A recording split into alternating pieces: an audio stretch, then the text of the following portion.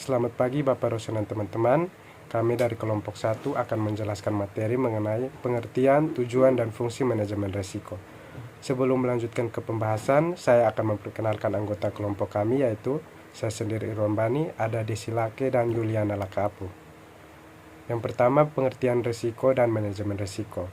Istilah risiko sudah biasa dipakai dalam kehidupan sehari-hari yang umumnya sudah dipahami secara ilmiah. Dari risiko sampai saat ini masih tetap beragam, yaitu ada pendapat dari Abbas Salim, risiko adalah ketidakpastian yang mungkin melahirkan peristiwa kerugian. Ada juga pendapat dari Soekarto, yaitu risiko adalah ketidakpastian atas terjadinya suatu peristiwa. Dan yang ketiga ada pendapat dari Herman dan Mawi, yaitu risiko merupakan penyebaran atau penyimpangan hasil aktual dari hasil yang diharapkan. Secara sederhana, pengertian manajemen risiko adalah pelaksanaan fungsi-fungsi manajemen dalam penanggulangan risiko, terutama risiko yang dihadapi oleh organisasi atau perusahaan, keluarga, dan masyarakat. Jadi mencakup kegiatan merencanakan, mengorganisir, menyusun, memimpin, dan mengawasi program penanggulangan risiko. Macam-macam risiko dibagi menjadi 3, yaitu menurut sifatnya ada risiko yang tidak disengaja atau risiko murni, ada risiko yang disengaja atau risiko spekulatif, ada risiko fundamental, ada risiko khusus, dan risiko dinamis. Yang kedua, dapat tidaknya risiko tersebut dialihkan kepada pihak lain, maka risiko dapat dibedakan ke dalam. Yang pertama, risiko yang dapat dialihkan kepada pihak lain. Yang kedua, risiko yang tidak dialihkan kepada pihak lain atau tidak dapat diasumsikan. Dan yang ketiga itu menurut sumber atau penyebab timbulnya risiko, ada risiko internal dan risiko eksternal. Upaya penanggulangan risiko. Upaya-upaya untuk menanggulangi risiko harus selalu dilakukan sehingga kerugian dapat dihindari atau diminimumkan. Sesuai dengan sifat dan objek yang terkena risiko, ada beberapa cara yang dapat dilakukan oleh sebuah perusahaan untuk meminimumkan risiko kerugian. Antara lain, yang pertama, melakukan pencegahan dan pengurangan terhadap kemungkinan terjadinya peristiwa yang menimbulkan kerugian. Yang kedua, melakukan retensi. Yang ketiga, melakukan pengendalian terhadap risiko. Dan yang keempat, mengalihkan atau memindahkan risiko. Pentingnya manajemen risiko. Bagaimana pentingnya orang mempelajari manajemen risiko dapat dilihat dari 2 segi, yaitu yang pertama, seorang sebagai organisasi atau perusahaan, terutama seorang manajer, akan dapat mengetahui cara-cara atau metode yang tepat yang menghindari ataupun mengurangi besarnya kerugian yang diderita perusahaan sebagai akibat ketidakpastian terjadinya suatu peristiwa yang merugikan. Dan yang kedua, seorang sebagai seorang pribadi dapat menjadi seorang manajer risiko yang profesional dalam jangka waktu yang relatif lebih cepat daripada yang belum pernah mempelajarinya. Yang kedua, dapat memberikan kontribusi yang bermanfaat bagi manajer risiko dari perusahaan di mana yang bersangkutan menjadi anggota. Yang ketiga, dapat menjadi konsultan manajer risiko, agen asuransi, pedagang perantara, penasehat penanaman modal, konsultan perusahaan yang tidak mempunyai manajer risiko, dan sebagainya.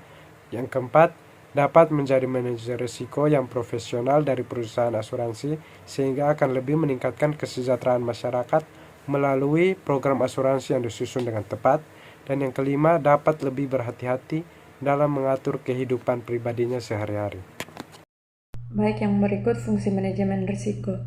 Bagaimana peran manajemen risiko dalam pengelolaan perusahaan dapat kita telusuri dari pendapat Henry Fayol yang menyatakan bahwa ada 6 fungsi dasar dari kegiatan pengelolaan suatu perusahaan industri, yaitu kegiatan teknis, komersial, keuangan keamanan, akuntansi, dan manajerial. Dari ke-6 fungsi dasar tersebut, maka manajemen risiko adalah keterkaitan dengan kegiatan keamanan yang tujuannya adalah menjaga harta benda dan personil perusahaan terhadap kerugian akibat pencurian, kecelakaan, kebakaran, banjir, mencegah pemogokan kerja, kejahatan, dan semua gangguan sosial atau gangguan alamiah yang mungkin membahayakan kehidupan dan perkembangan perusahaan. Yang berikut fungsi pokok manajemen risiko. Fungsi manajemen risiko pada pokoknya mencakup 3 fungsi. Yang pertama, menemukan kerugian potensial. Yang kedua, mengevaluasi kerugian potensial. Yang ketiga, memilih teknik cara yang tepat atau menentukan suatu kombinasi dari teknik-teknik yang tepat guna menanggulangi kerugian. Yang berikut, tujuan manajemen risiko. Tujuan yang ingin dicapai oleh manajemen risiko dapat dibagi menjadi dua kelompok, yaitu yang pertama, tujuan sebelum terjadinya peril.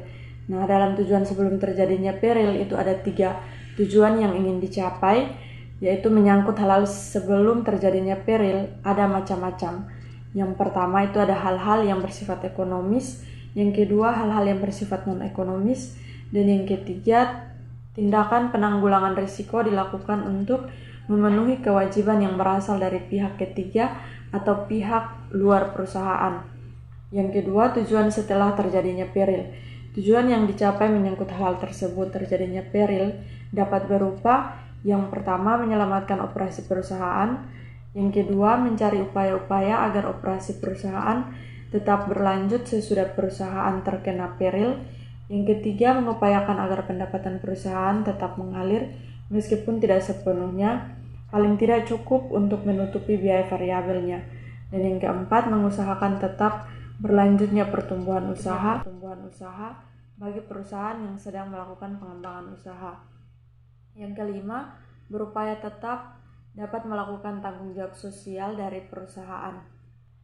Baik, yang berikut langkah-langkah proses pengelolaan risiko. Dalam mengelola risiko, langkah-langkah proses yang harus dilalui adalah yang pertama, mengidentifikasi atau menentukan terlebih dahulu objektif atau tujuan yang ingin dicapai melalui pengelolaan risiko. Misalnya, penghasilan yang stabil, kedamaian hati, dan sebagainya. Dan yang kedua, mengidentifikasi kemungkinan-kemungkinan terjadinya kerugian atau peril atau mengidentifikasi risiko-risiko yang dihadapi. Langkah ini adalah yang paling sulit, tetapi juga paling penting sebab keberhasilan pengelolaan risiko sangat tergantung pada hasil identifikasi ini. Yang ketiga, mengevaluasi dan mengukur besarnya kerugian potensial, di mana yang dievaluasi dan diukur adalah besarnya kesempatan atau kemungkinan beri yang akan terjadi selama suatu periode tertentu. Berikut besarnya akibat dari kerugian tersebut terhadap kondisi keuangan perusahaan atau keluarga.